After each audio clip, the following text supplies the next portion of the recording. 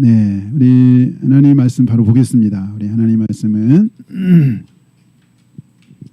사도행전 20장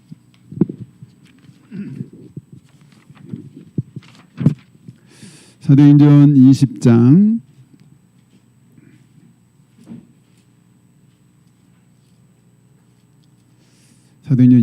17절부터 사도행전 20장 17절로 28절까지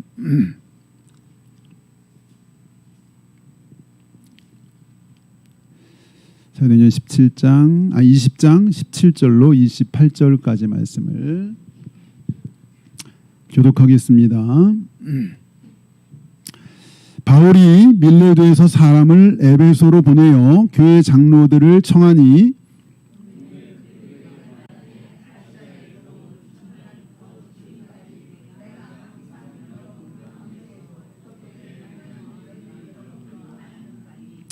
곧 모든 겸손과 눈물이며 유대인의 관계로 말미암아 당한 시험을 참고 주를 섬긴 것과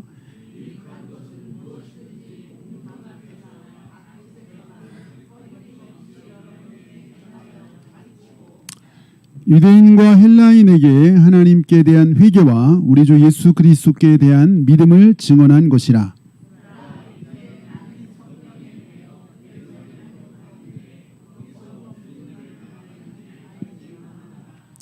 오직 성령이 각 성에서 내게 증언하여 결박과 환난이 나를 기다린다 하시나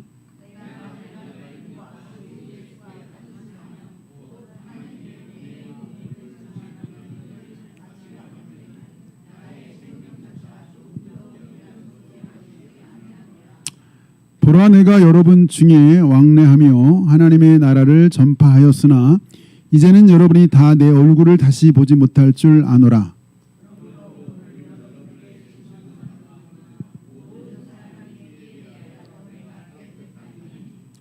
이는 내가 꺼리지 않고 하나님의 뜻을 다 여러분에게 전하였음이라.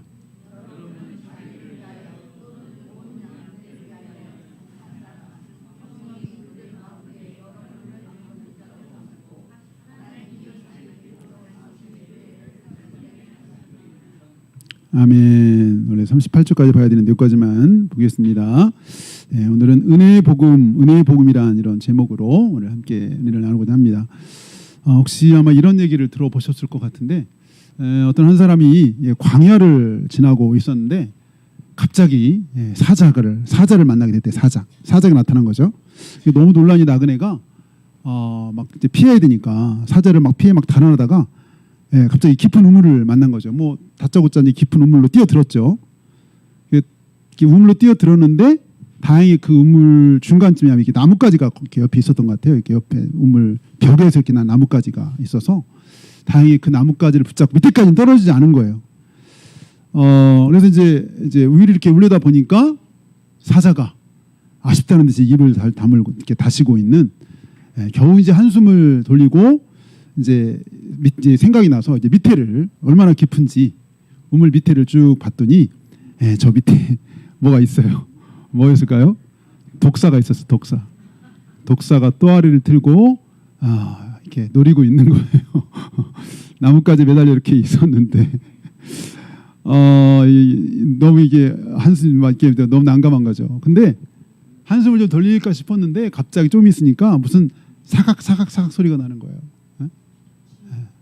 맞아요. 이 나무를 이렇게 붙잡고 있었는데 나무 저 위에서 흰지하고 검은지가 번갈아 나타나가지고 갉아먹고 있는 거예요. 나뭇가지를. 시간이 지나면 이제 가지는 이제 부러질 것이고 자기는 저 밑에 떨어지면 독사의 밥이 되는 그런 운명에 처해 있었는데 놀라운 것은 그때 갑자기 뭐가 위에서 떨어지는 거예요. 이렇게 딱 보니까 그 나뭇가지 위에 잎사귀가 있었는데 웬일로 어디서 모르겠는데 이게 꿀이 떨어지고 있는 거예요. 꿀. 그래서 그 꿀을 이렇게 자기가 정신없이 핥아 먹고 있는 이런 이야기가 있는데 이야기는 톨스토이의 참회록에 나오는 우화예요. 왜 이런 우화를 했냐? 톨스토이 본인에 대한 이야기인 거예요. 본인. 톨스토이는 30대 때 대명작 전쟁과 평화를 썼어요. 34살인가에 34살에 결혼해가지고 결혼한 다음에 30대 전쟁과 평화 5년에 걸쳐서 1000페이지 가까운 전쟁과 평화를 썼고 40대 안나 카네리나 대명작 두 번째 명작 600페이지쯤 되나요? 대명작을 썼어요. 세계적인 대문호가 됐어요. 막 번역이 돼가지고 유럽에 쫙 퍼졌어요. 40대에 벌써 세계적인 대작가가 됐어요. 그리고 백작이에요. 백작. 톨스토이는 백작. 그래서 지금도 그 폴라냐 영지가 있어요. 농지. 지금도 거기를 성지처럼 가는 사람들이 있어요. 톨스토이를 사모하는 사람들이 이 톨스토이의 그 경영했던 농장을 찾아가요. 지금도 러시아에 엄청나게 넓어 300만 평 거기 찾아가는데 이런 엄청난 농지도 있어요. 학교도 세웠어요. 근데 이 톨스토이에게 끊임없이 괴롭히는 문제가 하나 있었어요. 뭘까요? 죽음에 대한 두려움이었어요. 죽음. 2살 때 어머니가 돌아가셨고 9살 때 아버지가 돌아가셨어요. 그리고 결혼했는데 15살, 16살짜리 소피아하고 결혼했는데 15명을 낳았는데 8명이 죽었어요. 8명이. 수많은 죽음을 보면서 이 죽음에 대한 이 의문과 두려움과 공포 이게 이 톨스토이를 사로잡았어요. 모든 걸 다 가졌는데 명성과 작가로서의 가장 뛰어난 작가라고 하는 평판과 많은 부와 다 가졌는데 너무 힘든 거예요. 이 죽음의 문제 때문에. 그래서 이제 여기 농지에 사냥을 하러 갈 때가 있으면 총을 안 갖고 와요. 왜냐하면 자기를 쏠 것 같아서. 끈을 다 치웠대요. 끈. 자기도 모르게 자기 순식간에 맬까 봐. 끈을 다 치웠대요. 그렇게 죽음에 대해서. 근데 그럼 그 꿀은 뭐냐? 꿀. 그 우화중의 꿀. 그런 심각한 죽음에 대한 공포가 있는데 잠시 현실에 있는 어떤 것들로 그 공포를 잃어버리고 사는 거예요. 그냥 생각 안 하고 사는 거예요. 맞닥뜨릴 그 심판과 죽음을 잃어버리고 사는 거예요. 내 눈앞에 있는 꿀 때문에. 근데 그건 곧 닥칠 현실인데 현실 못 이게 피하기 위한. 그때 감사하게도 50대 초반에 톨스토이가 예수님을 만났어요. 하나님께 돌아왔어요. 그러면서 55살에 고백하는 말이 나는 종교로 돌아온 게 아니라 나는 예수님께 돌아왔다. 예수님께. 내가 삶의 처음으로 삶의 안식을 얻었다. 삶의 안식을 얻었다. 그렇게 고백을 했대요. 그 다음부터는 작품이 막 달라졌죠. 작품이 달라지고 말년에 유명한 부활을 썼는데 부활의 그 뒷부분에 보면 복음서. 특별히 이 톨스토이는 복음서를 굉장히 가까이 하고 복음서를 좋아하고 복음서대로 살기를. 톨스토이는 원래부터 이 사는 문제를 굉장히 고민했어요. 죽는 문제는 곧 사는 문제잖아요. 죽음인데 어떻게 살 것인가에 대한 고민을 굉장히 많이 했었어요. 그래서 톨스토이 작품의 특징은 그냥 그 관념적이지가 않고 이게 실천적이고 우리 말하면 실학, 우리나라만 실학과 같은 실용적인 실용 작품이. 어쨌든 복음서를 굉장히 탐독한 나중에 그 유명한 인도의 간디가 무저항 비폭력운동 했던 근거가 톨스토이의 사상이라고 그러잖아요. 어쨌든 이 톨스토이가 이렇게 하나님께 돌아오고 그때 쓴 참회록이 있는데 그게 세계 보통 3대 참회록이 하나라고 하죠. 어거스틴의 참회록, 톨스토이의 참회록, 장자크 루소의 참회록, 세계 3대 참회록. 자기의 돌이켜보니까 과거로부터 자기가 살아왔던 그 죄악된 삶을 쫙 적나라하게 자기가 고백했을 뿐만 아니라 책을 쓴 거야. 이거 오고는 모든 사람들이 다 알도록. 참회록. 그래서 자기는 누구를 죽였고 자기가 뭐 간음했고 이런 얘기를 이 톨스토이가 어쨌든 그 은혜로운 복음 예수 그리스도를 다시 만나면서 삶의 문제가 다 풀렸다고 고백하고 참된 안식을 얻었다라고 고백을 했다고 그래요. 그 놀라운 은혜의 복음, 그 은혜의 복음을 그 은혜의 복음의 가치를 알고 그 은혜의 복음을 전하려고 자기 삶을 드린 사람의 유명한 고백이 오늘 본문에 우리가 나와 있죠. 우리 24절 다 같이 다시 한번 봅니다. 시작. 내가 달려갈 길과 주 예수께 받은 사명 곧 하나님의 은혜의 복음을 증언하는 일을 마치려 하면은 나의 생명조차 조금도 귀한 것으로 여기지 아니하노라. 네, 은혜의 복음. 도대체 이 은혜의 복음이 뭐길래 내 목숨을 아까워하지 않고 여기 조금도 귀한 것으로, 우리가 보통 가장 귀한 건 내 목숨인데 사실 우리가 목숨 때문에 살고 목숨 때문에 많은 걸 행하잖아요. 우리 삶, 우리 목숨 너무 중요한데 내가 가장 중요하게 여기는 이것보다 더 중요한 거, 이게 은혜의 복음을 증언하는 일이라고 얘기하고 있는 거죠. 은혜의 복음을 증언하는 일. 도대체 이 사도 바울에게 은혜의 복음은 어떤 거길래 이렇게 자기의 생명이 조금도 귀한 것이 아니래. 이 은혜의 복음을 전하는 것을 내가 다 마친다면 내가 내 생명 아무것도 아니다. 우리가 이 땅에서 가장 소중하게 여기는 이 생명조차도 조금도 아깝지가 않다. 뭘 할 수 있으면 은혜의 복음을 다 내가 전할 수 있으면 은혜의 복음. 제 은혜의 복음이 뭐길래 목숨을 걸었죠. 아예 목숨을 걸었죠. 사실은 우리 21절 볼까요? 21절 시작.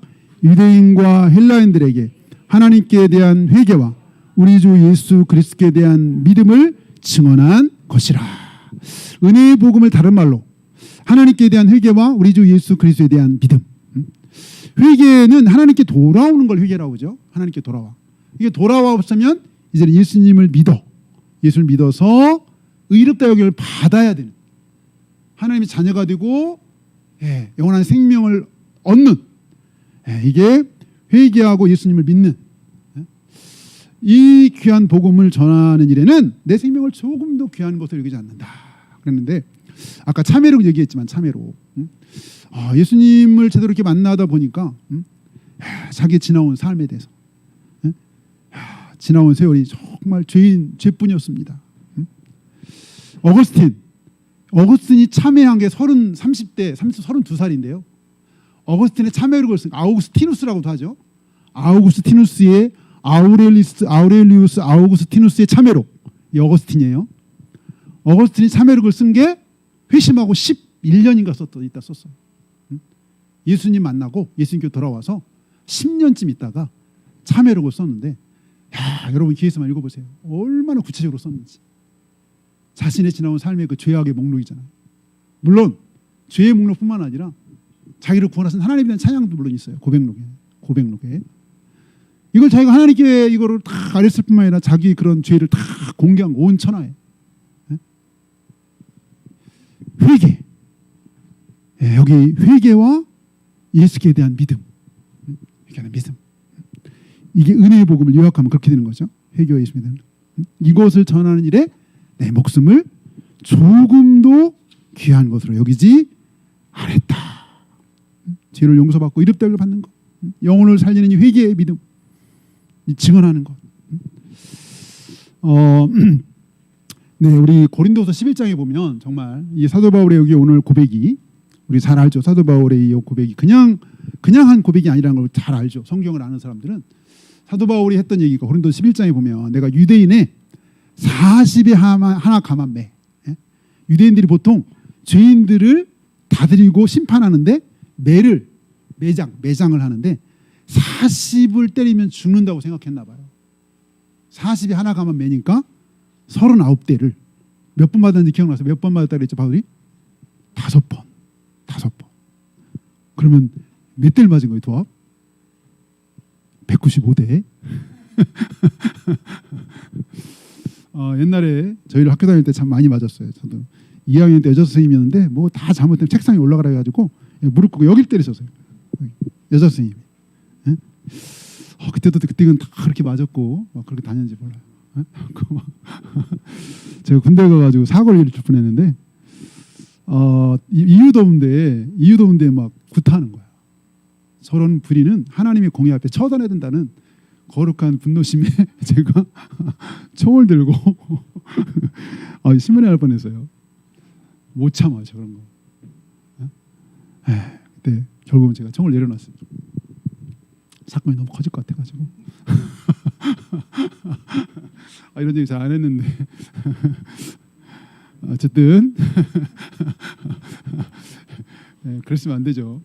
40에 하나만 얘기해도 저는 엉뚱한 일로 근데 사도 바울은 복음을 전하는 일에 복음을 전하다가 예수 믿는 그 한 가지 이유 때문에 40의 하나 감매를 5번 야, 거의 죽기 직전까지 맞았다는 거 아니에요? 예수님 전한다는 이유 한 가지로 예수님 믿으라고 했다고 예수님 죽음과 부활을 얘기했다고 39대 5번 3번 퇴장. 이 퇴장도 이 대수가 안 나왔지만 엄청 두드려 맞는 거죠. 퇴장. 아마도 빌립보 감옥에 가치기 전에 맞았던 게 퇴장이 아닌가 싶어요. 3번 퇴장. 3번 퇴장이라고 하니까 근데도 그렇게 맞았는데도 사도 바울 그래도 60몇 세까지 산 것 같아요. 정말 거의 골병 들 것 같은데 그렇게 맞으면 예수님을 전한다는 한 가지 이유 때문에 한 가지 이유 때문에 그러니까 목숨을 조금 더 귀한 거 여기지 않았다는 말이 사실이라는 이제 얘기를 하려고 얘기를 하는 거죠. 뿐만 아니라 뭐 자기가 했던 얘기처럼 일주일 동안 바다에서 지냈다. 일주일. 이게 아마 로마로 가기 전에 아마 한 고백 아닌가 싶은데 여러 번 여행하면서 강의 위험, 강도, 동족의 위험, 이방인의 위험, 광야의 위험, 뭐 거짓 형제 중에 위험. 이 거짓 형제, 그러니까 믿는다라고 이렇게 했는데 사기친 일도 많이 있었던 것 같아요. 사기친 거 이거 많잖아요. 복음 전하다면 이런 위장해가지고 마치 믿는 사람 찾다가 뒤통수 치는 이런 것도 굉장히 여러 번 당한 것 같아요. 사도 바울이 그 사도 바울이 그렇게 쫙 성령 이렇게 해가지고 다 아는 것 같은데 너에게 또 네 속에 좀 사탄이 있어 막 이렇게 다 알 것 같은데 사도 바울도 그렇게 속은 적도 많고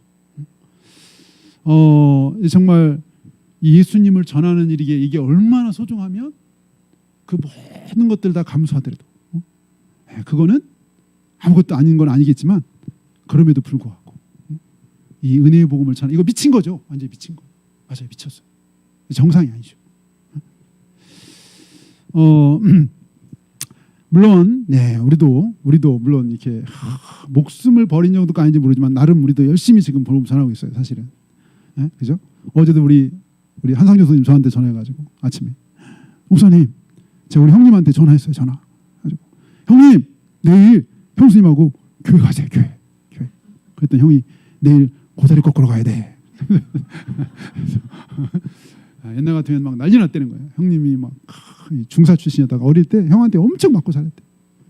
형한테 막 꼼짝 못했대요. 형이 엄청 무서웠대. 두드려 맞고 자랐는데 어제는 형이 이제 나이가 먹었는지 옛날 같지가 않대. 저녁 때 이제 형한테 또 전화 왔대. 형님 내일 형수님 치맛자락 잡고 거기 교회 가라고.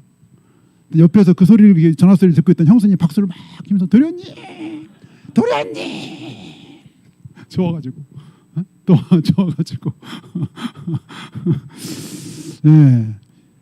감사하죠. 한 달 동안 힘들었을 텐데 한 달 동안 잘 지냈던 것 같아요. 아직 그렇게 전도 이렇게 충만할 정도면. 그래서 저한테 와서 그러더라고요. 찬송 목록을 보면서 제가 이 찬송 안 했으면 견딜 수가 없을 거라는 거예요. 한 달 동안 10초 대기죠.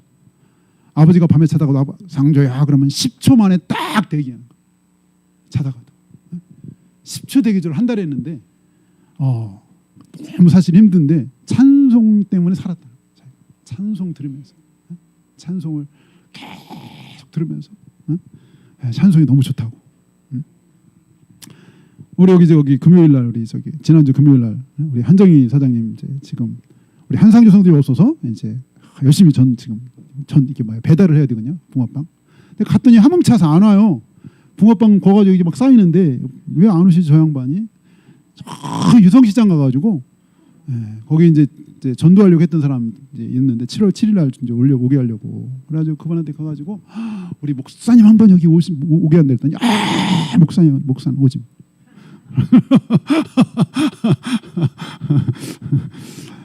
나름대로 또 이렇게 다 지난번에 금요일 날 또 우리 김연순 성도님 그때 오신 적이 있었는데 나중에 막 이제 붕어빵 챙겨가는 거예요. 자기가 아는 사람 있는데 꼬셔야 된대. 교회 오도록 꼬셔야 된대. 가는 사람 좀 멀리 산 법동인가 어디 멀다고 좀 멀긴 한데 그러면서 그래서 교회 나온 지 몇 주 안 됐는데 교회 소개하려고 그렇게 막 정말 그러면 엄청 우리가 감동되잖아. 은혜 받잖아요. 뭐 제가 하라는 것도 아니 시킨 것도 아니잖아요. 본인이 네. 그렇게 전도하시려고. 정말 너무 감사한 일이죠. 너무 감사한 일. 사실 우리가 성령 받으면 다 우리가 사실은 예수님이 증인이시고 선교사님이죠. 선교사님. 그죠? 성령이 임하면 너가 증인 될 거라. 증인이 뭐 선교사님이죠. 해외 나가 선교사님도 선교사님이지만 성령을 모시면 다 선교사님. 임명만 안 했지 다 선교사님. 이건 하나님 하신 말씀이야. 성령 임하면 다 증인 될 거라는 거. 맞죠? 성령 임하면 성령이 우리 안에서 막 감동을 주시죠. 감동을 주시죠. 아니 우리 오늘 문화 집에 간다고 했는데 우리 황정현 성도님, 황정현 자매님 지난 주일날에 이제 이렇게 얘기하다가 성경 공부를 하면 좋겠다. 그래서 제 형제니까 집사람 여기 같이 있었거든요. 집사람하고 성경 공부하라고 막 그랬어요.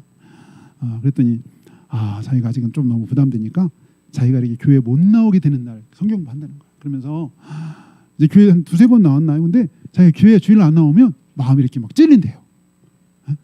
마음에 찔려가지고 그러면 자기가 주일날 못 나오게 되면 성경 공부를 하겠다고. 그래서 아니 못 나오게 되도 하지만 그냥 평상시 이렇게 하시면 좋을 것 같다고 얘기를 했는데 아직 거기까지는 좀 부담이 되시는 것 같아요. 오늘은 이제 시골에 보은의 어머님 때문에 가야 된다고 금요일날 간다고 미리 얘기했어요.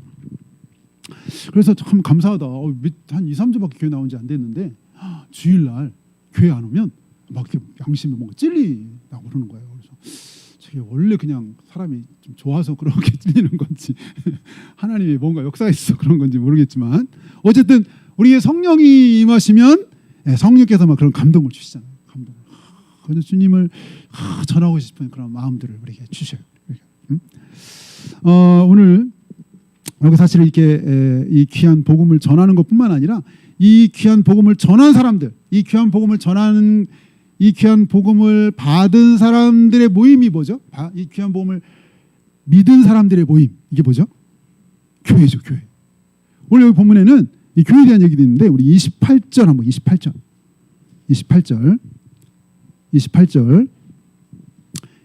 보겠습니다. 28절 다 같이 시작. 여러분은 자기를 위하여 또는 온 양떼를 위하여 삼가라. 성령이 그들 가운데 여러분을 감독자로 삼고 하나님이 자기 피로 사신 교회를 보살피게 하셨느니라. 네, 이렇게 은혜의 복음을 듣고 믿은 사람들의 모임이 교회인데 그 교회에 대한 아주 중요한 표현이 여기 있는 거예요. 뭐 우리가 잘 아는 신앙생활 오래 보면 너무나 잘 아는 말씀이에요. 사실은 하나님이 자기 피로 사신 교회라고 돼있어요. 하나님 피로.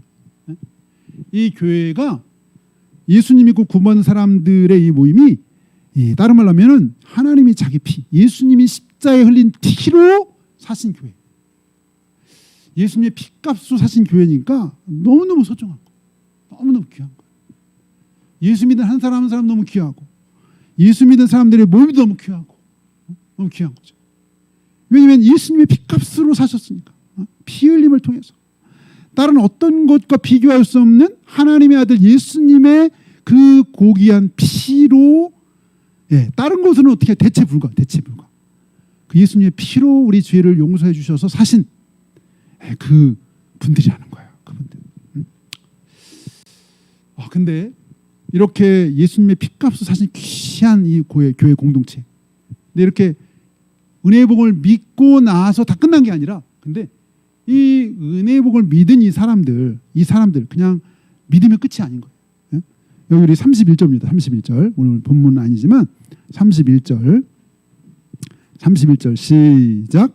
그러므로 여러분이 이를게요. 내가 3년이나 밤낮 쉬지 않고 눈물로 각 사람을 훈계하던 것을 기억하라. 네. 여기 훈계한 것은 이게 믿지 않는 사람이 아니라 믿는 사람. 내가 3년이나 밤낮 쉬지 않고 눈물로 각 사람을 훈계하던 것을 기억하라. 이렇게 고귀한 복음을 믿어서 하나님의 자녀가 됐는데 믿으면 그냥 다 되는 게 아닌 거예요. 이 믿은 사람들이 예수님을 닮아가는 수준으로 성장할 수 있도록 계속 다시 또 가르치고 훈계하고 깨우치는 거죠. 깨우치는 거. 네, 그래서 믿음이 자라서 이제 내가 다른 사람들에게 이 예수님을 왜 믿어야 되는지 예수님이 누군지, 예수님 안 믿으면 어떻게 되는지 가르치고 또 훈련할 수 있도록 그렇게 훈계했다는 거예요. 훈계했다. 네, 이 귀한 일을 했다는 거죠. 네, 여기 보면 네, 이리 얘기가 있는데 이리 29절이죠. 29절. 우리 29절입니다. 29절 시작. 내가 떠난 후에 사나운 이리가 여러분에게 들어와서 그 양떼를 아끼지 아니하며. 예, 이럴 수 있는 거죠. 뭐 사나운 이리가 여러 가지 있겠죠. 어떤 이단도 있을 수 있고, 하여튼 이 사나운 이리가 이렇게 가만히 안 놔둬. 사탄이 가만히 안 놔둬. 이 너무나 귀한 복음을 받았기 때문에 이걸 가만히 안 두는 거예요. 예수 믿으면 흔들어도 보고 어떻게든지 이탈하게 하려고, 예수 믿지 못하게 하려고 방해하는 그런 영적 세력이 있는 거예요. 그래서 이렇게 돕는 사람이 필요한 거예요. 돕는 사람. 그래서 교회 이런 교회를 통해서도 이 연약한 성도들 돕고 믿음 안에서 잘 성장해 갈 수 있도록 예수님을 더 잘 믿을 수 있도록 격려해주고 도와주고 가르쳐주고 이런 사람이 너무 필요한 거예요. 이 일들을 사도 바울이 3년 눈물로 이 에베소 교회를 그렇게 섬겼다는 거예요. 그 이제는 거기 또 다른 리더들에게 부탁하는 거예요. 이제 고별설교잖아요. 마지막 고별설교. 다시는 너희들 보지 못할 거라는 이 정말 뜨거운 마음을 가지고 지금 뜨거운 마음으로 지금 고별설교하고 있는데, 그러면서 여기 이제 다른 사람들이 부탁하는 32절 보겠습니다. 32절 시작. 지금 내가 여러분을 주와 및 그 은혜의 말씀에 부탁하노니 그 말씀이 여러분을 등이 든든히 세우사 거룩하게 하심을 입은 모든 자 가운데 기업 있게 하시리라. 아멘. 아무리 사람이 애쓰고 수고하고 가르쳐도 한계가 있어요. 그래서 이 귀한 하나님의 말씀을 가까이, 물론 사람들 옆에 계속 도와주지만 이 하나님의 말씀을 가까이, 매일 하나님을 말씀을 읽고 묵상하고 그 말씀에서 주님을 알고 만나고 이렇게 믿음이 자라가야 되는 거예요. 이 말씀을 주셔서 말씀 안에서 우리 믿음이 견고해지도록 하나님의 말씀을 주셨어요. 귀한 말씀. 사람이 돕기도 하지만 한계도 있을 수 있어요. 왜냐하면 늘 붙어 있을 수가 없죠. 이제는 그가 말씀을 붙잡고 여기 은혜의 말씀에 부탁하노니 이 말씀이, 그 말씀이 여러분을 능히 든든하게 세우사 거룩하게 하심을 입은 모든 자 가운데 기업 있게 하시리라. 기업 있게. 예, 거룩하게 하심을 입은 사람들. 예, 우리가 이제 이 말씀 안에서 우리도 거룩하게 세우심을 받아야 되는 거예요. 갑자기. 그래서 우리가 매일 말씀을 묵상하고 말씀 붙잡고 기도하고 말씀대로 살려고, 때로는 내가 이 말씀대로 순종하면 막 손해도 있고 어려움도 있지만 또 말씀대로 살려고, 이게 이제 성장이겠죠. 성장. 더 나아가 사도 바울처럼 내가 이 말씀을 순종하기 위해서 심지어는 막 목숨까지도 이렇게 던질 수 있는 수준에까지 이렇게 자라갈 수 있도록. 네. 그래서 우리가 이 땅에 돌아 예수님의 수준에까지 성장할 수 있도록 하나님 우리에게 이 거룩한 공동체를 우리에게 주셨고 하나님 말씀을 주셨어요. 말씀. 네, 감사하게도. 그래서 이 귀한 은혜의 복음을 우리가 받고 이 복음 안에서 서로 또 이 잘 자라갈 수 있도록 격려하고 세워주는 아름다운 공동체를 하나님 우리에게 주셨잖아요. 네? 공동체 주셨어. 오늘 본문에 또 하나 마지막으로 좀 살펴보고 싶은 게 있는데, 예, 우리 26절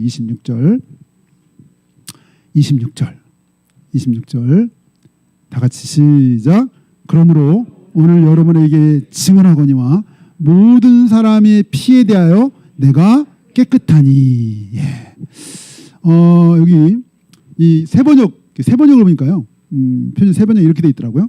여러분 가운데 구원을 받지 못하는 이 있더라도 내게는 아무런 책임이 없습니다. 이렇게 돼 있어요. 여기 지금 26절 모든 사람의 피에 대해 내가 깨끗하다 이렇게 선언했어요. 이 말에 근거가 있어요. 오늘 이렇게 말하는 근거가 있어요. 저는 이런 고백을 할 수 있는 사람이 있다면 정말 복된 사람 같아요. 나는 모든 사람의 피에 대해서 나는 깨끗해 라고 말할 수 있다면 이건 진짜 복된 사람인데, 이 근거가 뭐냐면 파수꾼이에요. 파수꾼. 우리 잠깐 한번 여기 본문을 놔두고 한번 가볼까요? 에스겔서 33장. 에스겔서에는 하나님이 에스겔을 파수꾼으로 두 번을 불러요. 두 번. 구약성경 에스겔서 33장은요 1202쪽이에요. 제 거는 1202쪽. 1201쪽이네요. 1201쪽. 1201쪽. 1201쪽. 우리 먼저 한번 2절 혹시 찾았으면 에스겔서 33장 2절 1201쪽입니다. 제 거는 33장 2절 보겠습니다. 2절 시작. 인자야 너는 내 민족에게 말하여 이르라.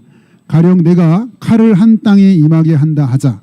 그 땅 백성이 자기들 가운데 하나를 택하여 파수꾼을 삼으면 네, 파수꾼 나오죠. 인자야 에스겔을 파수꾼으로 세웠는데 여기 어떤 예를 들어서 파수꾼 얘기를 하는 거예요. 예? 어떤 민족의 칼 전쟁이 만약에 오는데 그 얘는 파수꾼을 세운 사람이 이 전쟁이 일어났다고 해서 백성들에게 알려줘야 되는데 지금 이 칼이 너희들 삼키려고 찾아온다. 피해라. 이렇게 알려줬는데 파수꾼이 이 얘기를 안 했어. 그래서 그 사람 거기 있는 사람들이 이 파수꾼의 이런 그 직무 유기로 이 사람들이 만약에 죽게 됐어. 그냥 무방비로 당하게 돼서 죽게 됐으면 그 죽은 사람들의 그 핏값을 이 파수꾼한테 찾겠다는 거예요. 여기 7절부터 봅니다. 7절부터 우리 10절까지 9절까지 읽어봅니다. 7절부터 시작. 인자야 내가 너를 이스라엘 족속의 파수꾼으로 삼음이 이와 같으니라. 그런즉 너는 내 입의 말을 듣고 나를 대신하여 그들에게 경고할지어다. 가령 내가 악인에게 이르기를 악인아 너는 반드시 죽으리라 하였다 하자. 내가 그 악인에게 말로 경고하여 그의 길에서 떠나게 하지 아니하면 그 악인은 자기 죄악으로 말미암아 죽으려니와 내가 그의 피를 내 손에서 찾으리라. 그러나 너는 악인에게 경고하여 돌이켜 그의 길에서 떠나라고 하되 그가 돌이켜 그의 길에서 떠나지 아니하면 그는 자기 죄악으로 말미암아 죽으려니와 너는 내 생명을 보전하리라. 네. 한편으로는 굉장히 무서운 얘기죠. 앞에 이제 파수꾼 일반 예를 하나님이 말씀하시고 내가 너를 이 이스라엘 민족의 파수꾼을 세웠어. 근데 네가 만약에 내가 파수꾼을 세워가지고 너한테 야 이제 이 민족 너희들 죄 때문에 죽을 거라고 얘기했는데 네가 그걸 전해주지 않아서 저들이 죽으면 그 죽은 핏값을 너한테 찾을 거야. 그 책임이 너한테 있어. 네가 얘기하지 않았 경고하지 않았기 때문에. 근데 네가 경고를 다 했어. 근데 경고가 저들이 다 들었는데 저들이 그 경고를 듣지 않고 죽으면 너는 저들이 죽은 피해에 대해서 깨끗한 거야. 너는 상관이 없어. 너의 책임이 없어. 이렇게 말한 거죠. 이게 지금 사도 바울이 아까 20장 26절에서 나는 모든 사람의 피해에 대해 깨끗하다고 말한 것은 바로 여기에 근거한 거예요. 나는 파수꾼으로서 하나님이 나에게 부탁한 경고를 다 했다는 거예요. 그래서 이제는 여러분 중에 예수 안 믿고 지옥 가면 나에겐 책임 없습니다. 왜? 나는 여러분에게 다 얘기했습니다. 다 얘기했어요. 듣지 않고 여러분이 돌이키는 여러분의 책임이지 나는 파수꾼의 사명을 내가 충실히 다 했습니다. 이렇게 말할 사람 사실 별로 없을 것 같아요. 어떻게 이런 얘기를 쉽게 할 수 있을까요? 다 했다는 거예요. 네? 만약 예를 들어 우리 한상조 성도님 죄송하지만 친한 친구가 있어요. 친한 친구한테 한상조 성도님이 얘기했어요. 너 예수 안 믿으면 그 죄값으로 우리가 나중에 큰 심판을 받는데 예수님 믿어야 돼. 하나님께 돌아와야 돼. 행복하게 얘기했어. 기회만 될 때 얘기했어. 근데 끝내 그 사람이 안 믿고 심판받아. 그러면 우리 한상조 성도님의 책임이 없다는 거예요. 근데 굉장히 친하고 하나님 많이 붙여줬는데 너무 친해서 부담스러워서 내 얘기하면 얘랑 사이가 깨질까 봐 얘기하려다 말고 못해서 죽었어. 지옥 가고 심판 갔어. 나중에 하나님이 야 내가 너 붙여줬는데 네 친구 붙여줬는데 너 왜 그렇게 기를 줬는데 얘기 안 하니? 얘기 안 했니? 그래가지고 걔 심판 갔잖아. 혹시 이런다면 무서운 얘기가 되는 거죠. 무서운 얘기. 내가 너를 배우자로 누구를 붙여줬는데 왜 너만 믿고 너 혼자만 천국 가려고? 너 왜 얘기 안 했냐? 너 내 붙여줬는데. 모르겠어요. 그렇게 뭐 하나님 하실지 모르겠어요. 근데 이 파수꾼의 얘기는 그런 얘기라는 거예요. 파수꾼이 에스겔한테 그렇게 하겠다는 거예요. 하나님 에스겔한테 내가 너를 파수꾼 세웠어. 여기 지금 사도 바울도 본인이 파수꾼의 사명을 생각한 거예요. 난 파수꾼이다. 나에게 맡겼다. 내가 이거 다 전하자면 바울이 그랬잖아요. 내가 이거 다 전하면 내가 화가 있을 거라고. 화가 있을 거라고.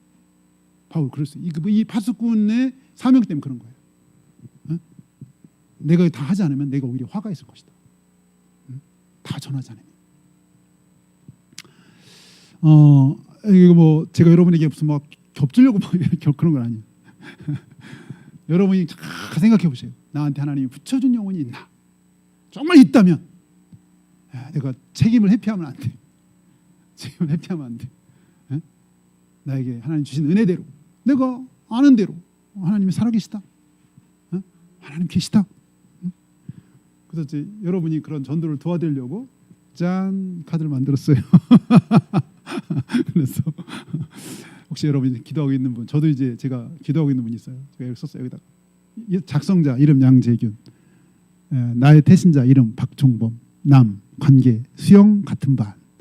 우리 수영반에 있는 분인데 제가 이분 막 사무실 찾아가고 붕어빵 가가지고 저 모원대 앞에 있어요. 사무실.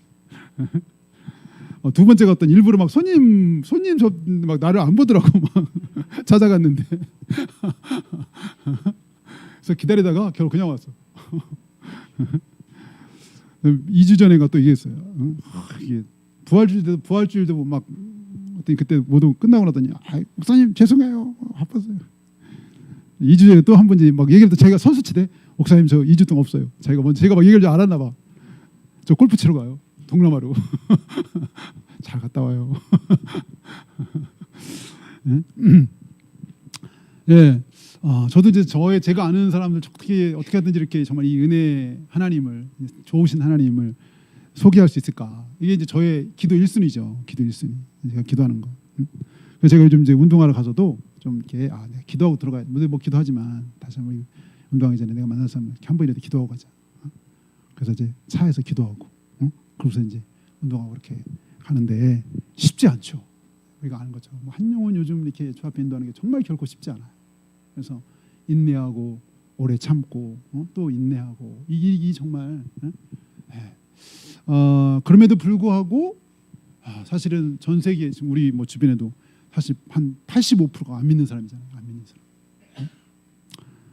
우리가 안 믿는 사람이 있는 한 우리는 다 선교사. 예수님을 모신 사람은 다 선교사고 예수님 믿지 않은 사람은 다 선교지인 거예요. 선교지. 전방 선교지도 있고 후방 선교지도 있고 다 선교지. 그래서 우리는 선교사다. 이런 더 나가면 좀 더 파수꾼이다. 이렇게 이 마지막 오늘 메시지와 관련된 영상 하나 보려고 하는데 이분은 사모님이세요. 사모님. 사모님인데 아이가 이제 딸이 있고 아들이 있었거든요. 근데 큰 딸이 이제 초등학교쯤 갈 때 이제 그 남편 목사님이 담임 목사로 막 처음 부임하고 갔을 때였는데 그 아들이 아마 유치원생이었는데 원래는 전 교회에서는 선교원이 있어 선교원에 다니다가 이제 새로 교회 부임하면서 담임 목사 부임하면서 얘를 태권도 학원에 보냈나 태권도 학원. 근데 어느 날 태권도 학원에 전화 온 거예요. 어머님 저 아이가 다친 것 같아요. 그래서 이제 병원으로 갔는데 다친 정도가 아닌 거예요. 뇌사 상태. 그런 이제 일들을 겪으시고 이제 본인의 이제 그 경험을 계속 간증한 내용들인데 한번 잠깐 좀 보겠습니다. 그래서 오늘 내용하고도 관계 있는 그런 내용이어서 한번 같이 보겠습니다.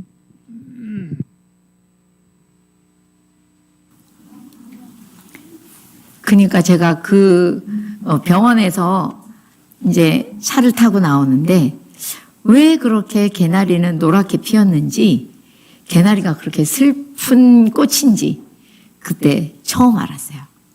그렇게 아이를 하늘나라에 보내고 나니까 제가 어떤 생각이 들었냐면 아침에 눈을 뜨면 애가 없는데 해가 떠요.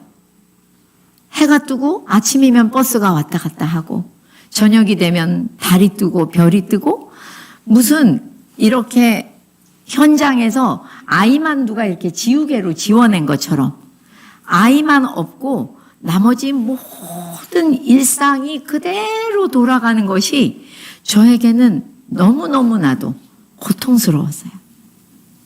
아무도 얼마나 슬픈 일이 일어났는지를 모르는 것만 같았어요. 하나님께서 저한테 주신 말씀은 이거였어요. 인경아, 한 영혼이 천하보다 귀하다는 말이 이거야.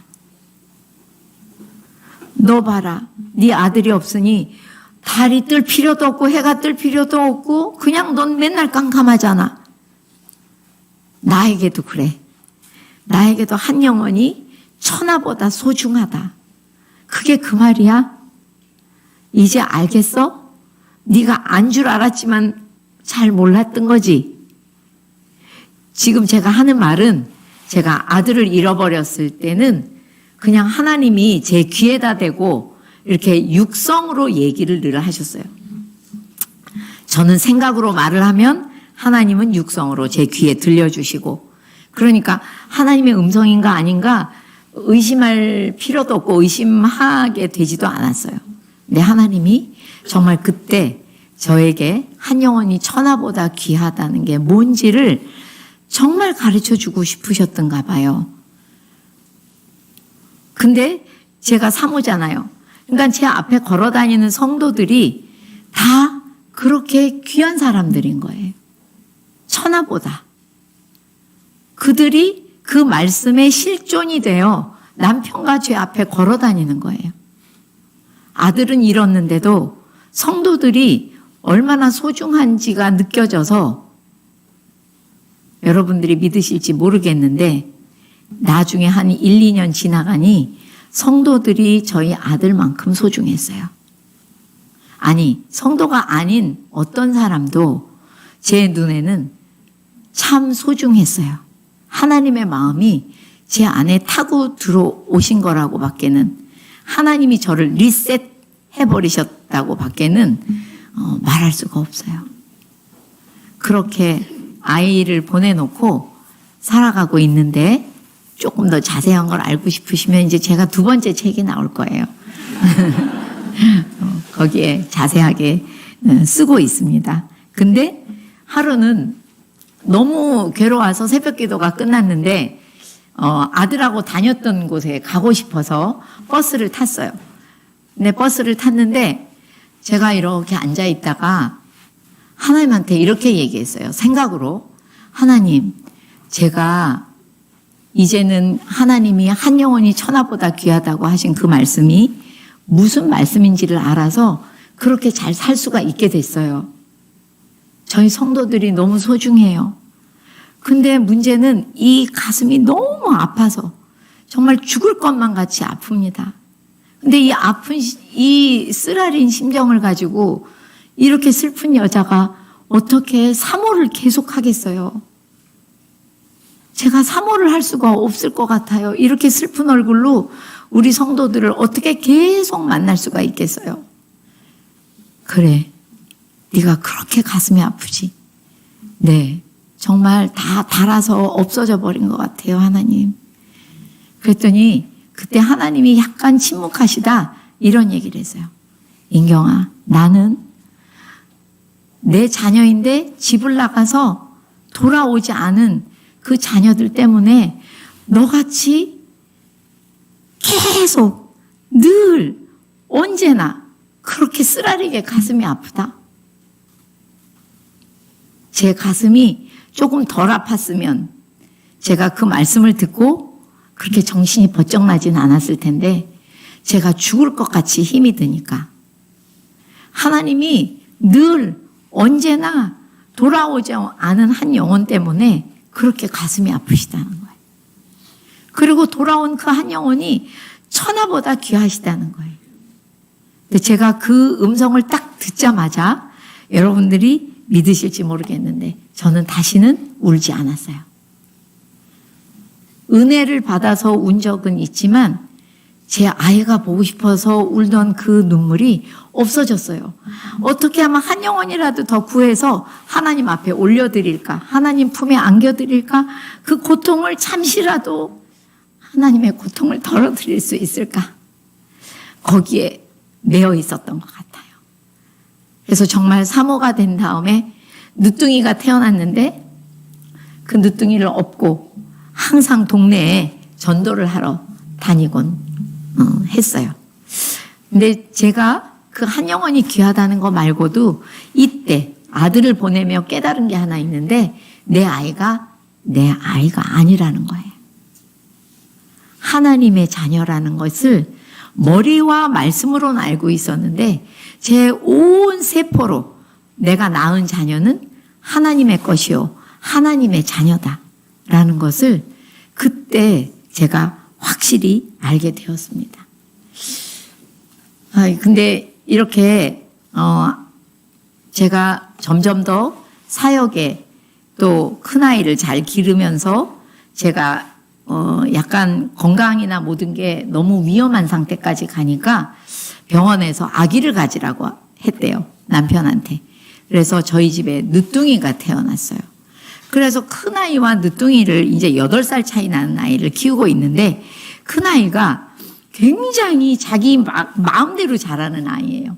여자아이인데 남자보다 더 고집이 세고 하고 싶은 건 반드시 해야 되고 지금 학교 갈 시간인데도 잠이 오면 자야 되는 아이인 거예요.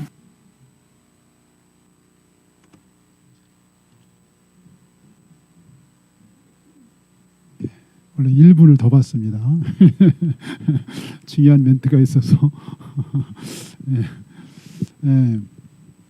어쨌든 그래서 이분이 이 자녀를 키울 때 너무 제가 어떻게 키울 줄 몰라가지고 그때 이제 하나님한테 엄청 기도를 했는데 하나님이 이제 지혜를 주셔서 이분이 부모도 면허가 있어야 된다. 운전할 만 면허가 필요한 게 아니라 부모에도 면허가 필요하다. 이래가지고 부모 면허라는 책이 1권이에요. 1권 아까 썼다고 한 책. 예, 그래서 이제 2권을 쓴다는 얘기예요.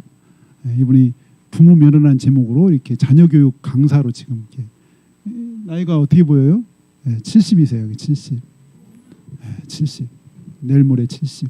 진짜로. 예. 어쨌든 네, 거기까지 얘기하려고 할 건 아니었는데 제가로 하나님이 이 아들 나중에 이제 이 사모님은 또 사실 아들만 하나님 데려가신 게 아니라 목사님이 56세 때인가 하나님도 데려가셨어요. 목사님을 갑자기 어느 날 지금은 혼자 50대 중반부터 혼자 되신 거죠.